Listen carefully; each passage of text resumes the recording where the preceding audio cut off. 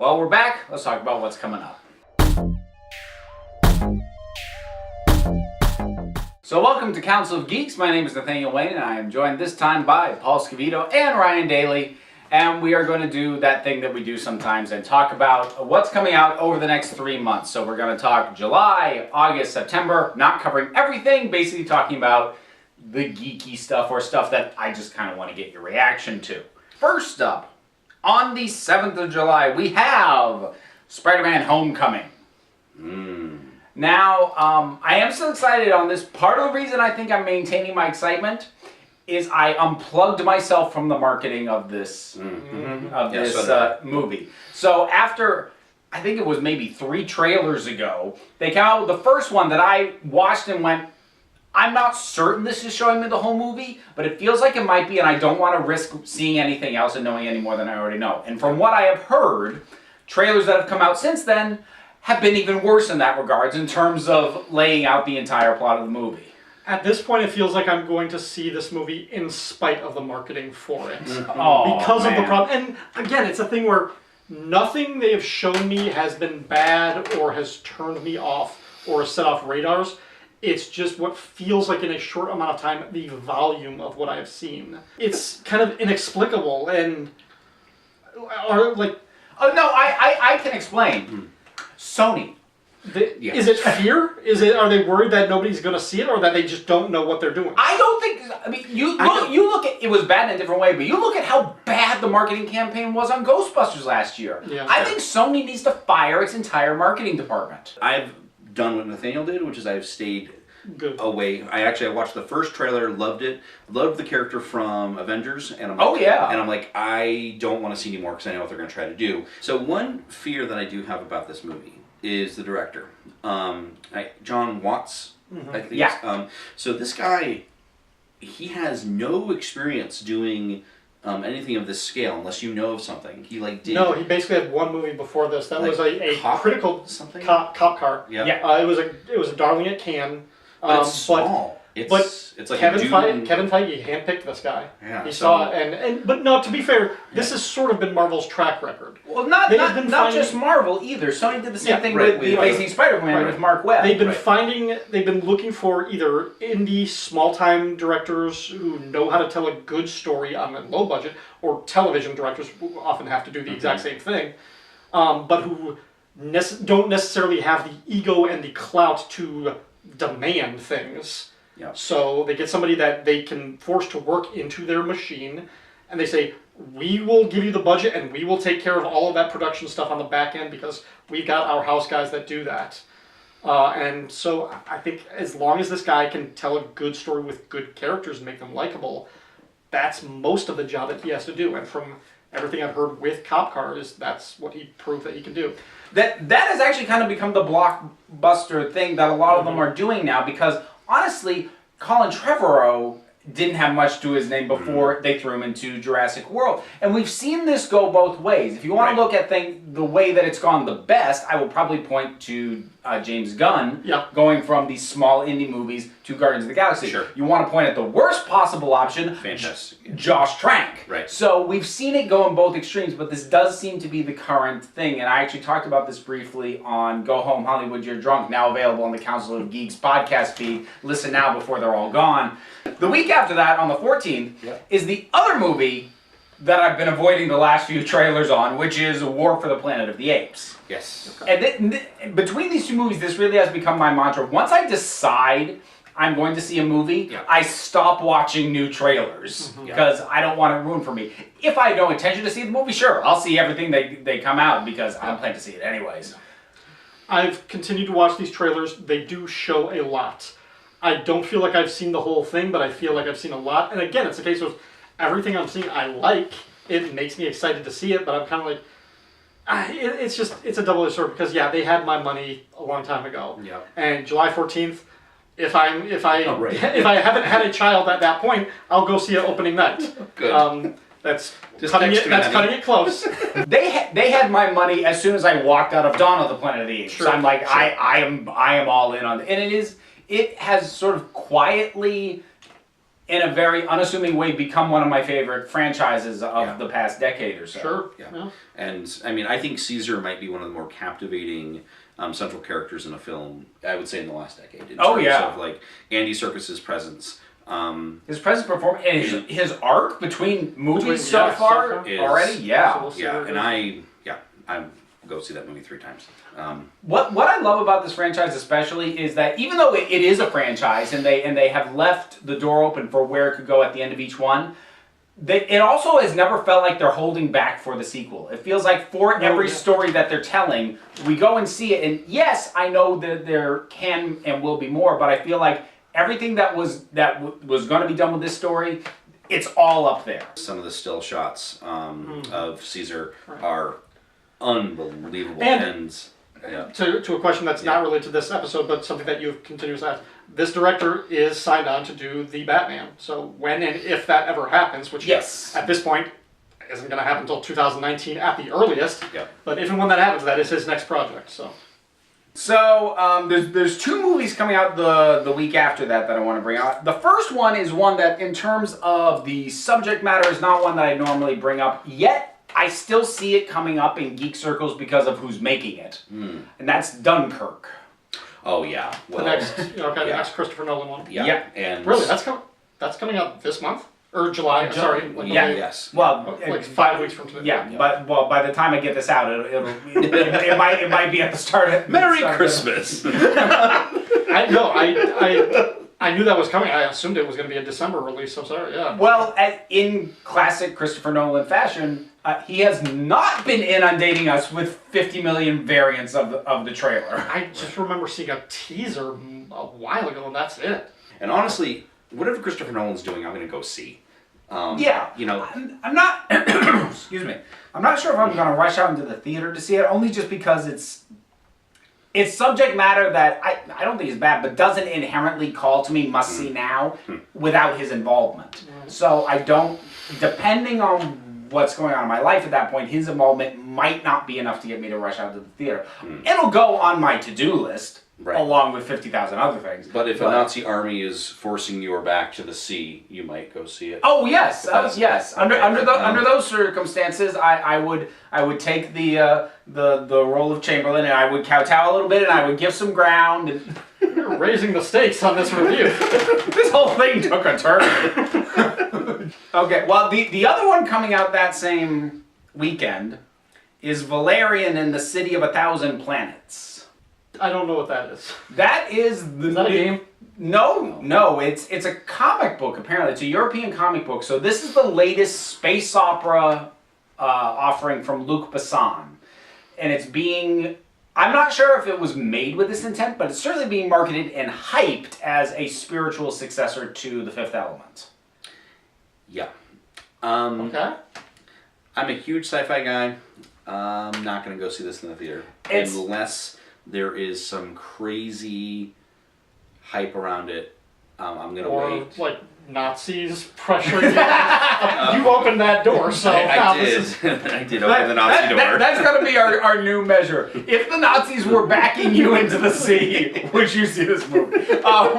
If it can strike the same balance that Fifth Element struck, which was this really razor's edge between epic space fantasy and camp, if it can strike the same balance, it might work. But setting the Fifth Element aside, just looking at it, it just looks like the kind of thing where they literally, every vaguely sci-fi thing they could think of, they just threw it up there.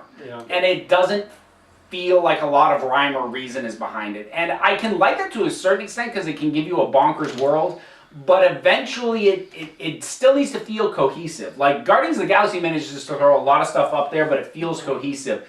I look at these trailers and I'm like, that feels like even more stuff with even less rhyme or reason. Sure. Well, I'm not going to see it in the theater, so... Yeah. He's not making that money from me. Yeah, well, he knows. My $6 isn't going to contribute it. Where are you seeing it? Here? Oh, yeah. Oh, dude, no, it's $6.50 now. It went up. Okay, I saw a matinee of Wonder Woman. It was at least $4. Yes. Just buy some popcorn. Cheap, crappy theaters. It's where it's at. It really is. It's pretty nice. We love our local 3-screen theater. This IMAX digital 3D thing, fad. It's passing. Right. So on the 28th of July, you guys might not have heard of this one yet, but Atomic Blonde. Oh yeah, the Charlize Theron. Yeah. Yes. Yeah. So this is from one of the two directors of the first John Wick movie. Basically, one of them went and made John Wick 2, and the other one went and made John Wick female version. But I saw a teaser that was basically just a 2-minute long choreographed fight scene in a stairwell, like Daredevil or something, like one of those Netflix things. Except it looked really, really good. And just from seeing the other things, I want to see this movie, and I still haven't seen either of the John Wick movies, and they're not. Well, really John Wick 2 didn't come out around here. Yeah, but there's the downside of the local 3-screen theater. But they're still not really on my radar. But this, under other circumstances, I might make an attempt to see. I will not travel to go see this. I saw the teaser. I thought it looked interesting. I've seen some of the still images that come out of it. Looks fine. Yeah. This is definitely a Netflix for me. That's fair. This is one that if it comes out local, I will see. I probably wouldn't travel to go see it, but the action output of these guys, I'm like, you guys just keep making movies like this. I will keep seeing them and be very happy for it.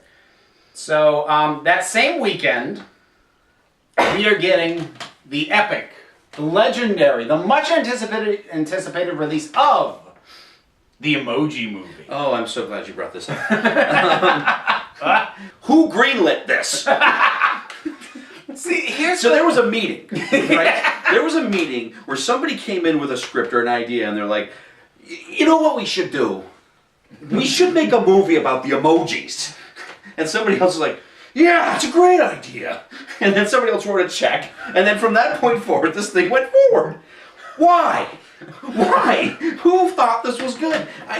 Everything about this film makes me angry. I'm like, I want to stop using emojis myself out of a personal protest. Not only that, but from what I can see, there's not a single original idea in this film. And it seems to be just cribbing jokes from other not even good films. And I hope it dies in the theater.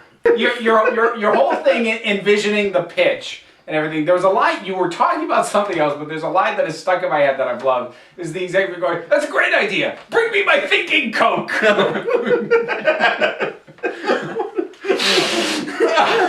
the best idea ever.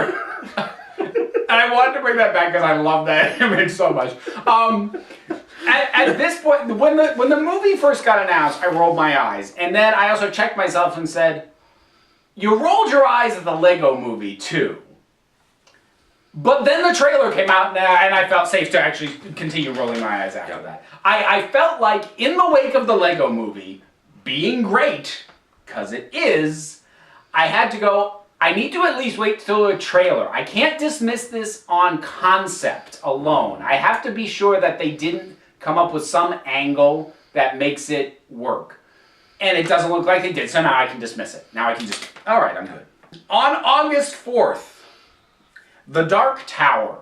So it's Matthew McConaughey, Idris Elba, but the thing that I worry about with writer-directors is they tend to loathe the editing process. You can get really bloated films from writer-directors because they think they need everything there. Now, I'm being overly general, I know. But, well, he's got a template to work from in this case. He does, and I actually think that's bad. Okay. And the reason I think that's bad is because Steven is notoriously difficult to adapt to film. And The Dark Tower even more so, because the property is essentially one giant inside joke. It assumes, in many ways, that you've read everything else that Stephen King has written. So anyway, go ahead. Before you get too far along, are you aware, because of the nature of the narrative, it is actually a sequel? No, I am aware of that. Okay, just making sure. I have wanted to see a Dark Tower movie my entire adult life. I just worry that I don't know who in the world would be talented enough to actually tell this story well, without losing the audience. And so I'm very trepidatious. I also think that the marketing has been almost non-existent until maybe about 2 weeks ago. Yeah, and I think they're worried too. And so I'm not sure. Here's the thing. I'm not sure if it actually speaks to the quality of the film. I think they have something that they don't know how to sell, which is not necessarily a mark against the product, but it does mean they don't know what to do with it. Now, it could be unusual in a bad way or it could be unusual in a good way, but it is going to make it harder for it to make its money back. It's also, try explaining the plot of this thing, right? The premise to someone who doesn't know it, right? You know, and who the, who the audience is for that. And the other problem is that you say Stephen King, right, and now it's a horror film.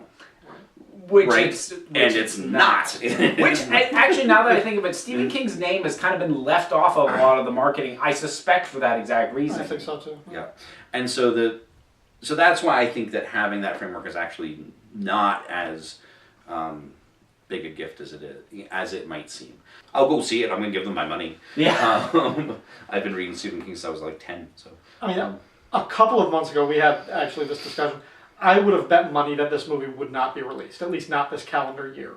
We had heard so little about it that it just, I was convinced that they didn't know what to do with this thing, that they were having trouble, that they were just, like, they were supposed to be a trailer that came out last October. It didn't come out. People who saw it said it looked bad.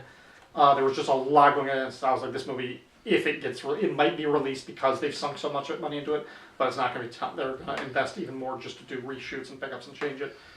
So I am surprised, and then all of a sudden, like, the trailer's out, and it's like, hey, it's coming out really soon. I'm like, okay, but you're right. And now, of course, we spent so much time banging on the marketing for other movies being too much. Right. Now I feel like they haven't given us much of anything of this movie. But well, there is a balance to be struck in terms of drip feeding us stuff that doesn't ruin the whole movie. Because as much as it convinced me I didn't want to see the movie, it was because of my personal hang-up. So with Alien Covenant, gave us a pretty steady drip feed of trailers and material without laying the plot out. So there are ways to do it. I feel like Stephen King fans have been clamoring for this for a long time. Or not even people who aren't fans of his other work, but there is a whole subculture of King fans who just love these Dark Tower series and have been waiting for something like this. If they don't know that it's going to be pretty different and it's not just an adaptation of the first book, but it's going to borrow elements of the first 3 or 4 books, but not be an adaptation, and it's kind of like running almost parallel, like an alternate universe version of that type of story or something, if they're not prepared for that, the core fan base, the intended fan base for this, might hate the hell out of it. And as a G.I. Joe fan, I'm used to that. And a Transformers fan. Yeah, so... Moving on, the only other August release that I have, and I don't even have that much to say about this, but I put it on there so we weren't only talking about one movie. What else have we covered so far that isn't August? So far, it's just Dark Tower. There are no other, like, geek movies or anything? Well, the only other one that I was like, I don't want to only have one August movie. On the 18th, we have The Hitman's Bodyguard. And I don't even know. So the sequel to The Hitman, based on the video game? No, what it is... No. Oh, wait, no. I think it's the movie Bodyguard. The Bodyguard. Kevin Costner? Yes. The prequel.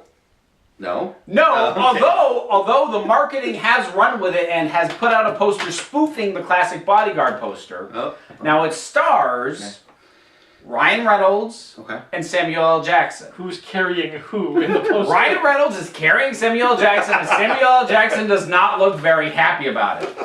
So this is an R-rated, violent, buddy cop antagonistic action comedy thing. And the basic premise is that Ryan Reynolds is a for-hire bodyguard, and he's very good at it, and he is hired to protect Samuel L. Jackson, who is one of the world's most notorious hitmen, and who has repeatedly either attempted or succeeded in killing people that Ryan Reynolds was attempting to bodyguard. So their paths have crossed repeatedly over the years, but now he has to protect this guy. Who actually doesn't even want to be protected in the first place because he thinks he can take care of himself. Of course. So I don't know that. I think it's like he's like state's evidence or something like that. Like But so you've got two violent guys who don't like each other and would much rather be shooting each other, forced to work together. Yep. Hijinks ensue. And one of them is white and one of them is black. So, okay, I'm with it. Okay, well, you sold me on. I'll at least find a trailer now. So the director on this is a guy by the name of Patrick Hughes. Oh yeah. He made The Expendables 3. That's kind of his main directing credit. That's kind of it. He hasn't actually. It looks like he was a second unit director. Mm-hmm. He's been an editor. So theoretically, this will be his big break if it hits. Okay. That didn't sell me on it. Let's move along. We'll get back to Stephen King, and on the 8th of September, It. Yeah. Well, It Part 1, technically, but have they confirmed they're doing 2? Yes. They have? Yes. The first movie, because I don't know if you know the story, if you know either the book or the It's my favorite Stephen King novel. Okay. The first movie is just when they're kids. The second movie will be just when they're adults. That makes a certain kind of sense, except I don't know anybody who doesn't agree that the part with the kids is vastly superior to the part with the adults. That's what I've heard. It's not even close. Right. The stuff with the kids is so much more interesting, so much scarier, and actually bigger. If you're just doing straight page counts, the stuff with them as kids is there's more. And it's the stuff that people remember. The stuff with and so and the other piece is that I think that it is probably, as much as I've loved the work that has gone into this film, I think it is probably one of the best examples of something that should not be done in film, and that belongs in a place like HBO or Showtime, and should be treated to 7 seasons of. I don't know, probably too much. Of 36 episodes each season. And the book's 5,000 pages long, and so it's and I think what you're going to have is you're going to probably have a really excellent first film, and as you said, I think the second one is. Well, and the other problem is that the first film's going to make a lot of money. Yes. And it's going to get watched a lot.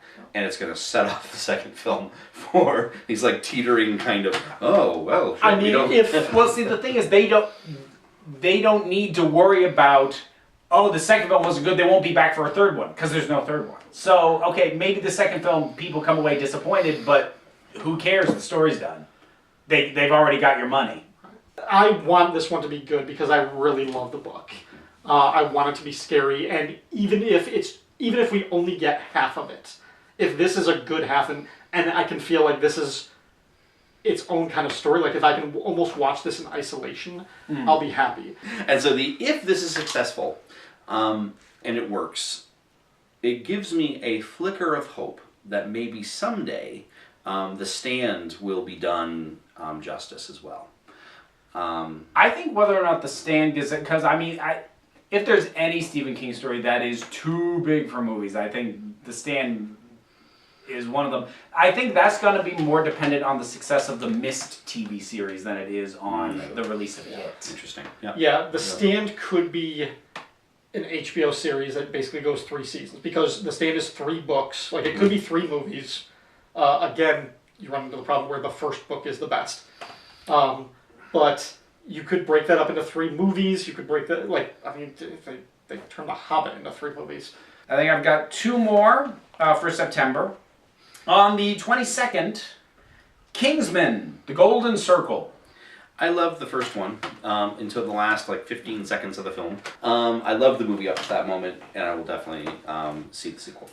And so I'm very game for this, because that first one kind of came out of nowhere. It was and this has my interest a hell of a lot more than, say, Kick-Ass 2 did, because unlike that one where they swapped directors, this one has retained the same director whose name is now suddenly escaping me. Matthew Vaughn? Yes, thank you. Who did the first Kick-Ass, and he did X-Men First Class, and actually, to my way of thinking, he has yet to make a bad movie. There's the nitpicky part of me that goes, I really hope they come up with a really good justification for why Harry's still alive, and it's not just, the shot didn't kill him. Because that'll bug me, if that's all it is. So I hope that they have a better explanation than that, but I'm game for seeing him come back. because church murder scene. I never saw the first one. Yep. Okay. Still haven't seen it. Everybody I know loves it. I've seen a few I've seen the church murder scene, and I've seen the last 15 seconds. Okay. Because I was like, what is this joke that everybody's talking about? So okay, so I'm familiar with those things. You've seen the movie, basically. Pretty much. So yeah. If again, I would like to see the first one before I see the sequel.